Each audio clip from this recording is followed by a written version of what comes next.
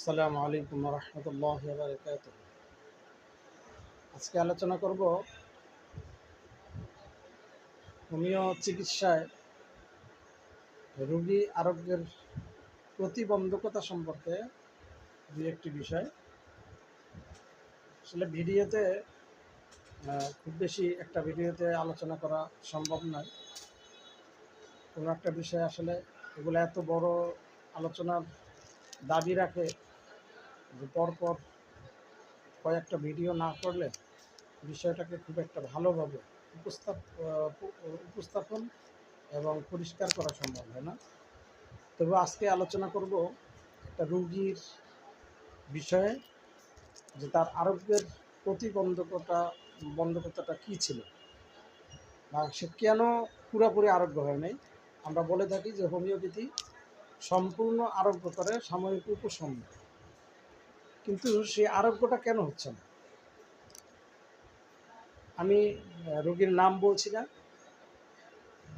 রোগী পার্শ্ববর্তী একটি উপজেলার রাউজানের, বয়স 55 বছর।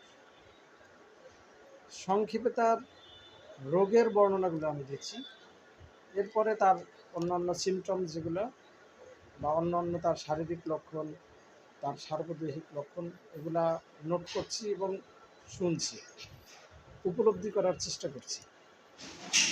এখানে তার যে রোগের বর্ণনা রোগীর ভাষায়, সেটা হচ্ছে তার শরীরে ব্যথা, এবং সেই ব্যথাটা সারা শরীরে। রোগীর ভাষায় ব্যথাটা ঘুরে বেড়ায়, রাতে বেশি হয়, চাবায় কামড়ায়, এবং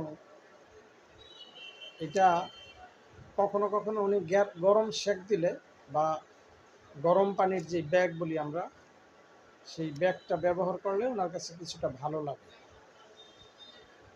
এছাড়া ওনার যেই অন্য সমস্যাগুলো আছে সেগুলো হচ্ছে ওনার গ্যাস্ট্রিকের প্রবলেম খুব বেশি। একটা সময়ে ইতিপূর্বে সে আলসারের দীর্ঘদিন যাবৎ অ্যালোপ্যাথিক চিকিৎসা নিয়েছেন, এবং ডাক্তার তাকে আলসারের জন্য দীর্ঘদিন চিকিৎসা করার পরেও ভালো না হয় অনেকটা তারা আশাহত হয়ে বিভিন্ন রকমের চেষ্টা চরিত্র করছেন, বিভিন্ন জায়গায় ঘোরাঘুরি করছেন। এছাড়া তার প্রেশার আছে, রোগীর ভাষায় তার কোলেস্টেরল বাড়তি,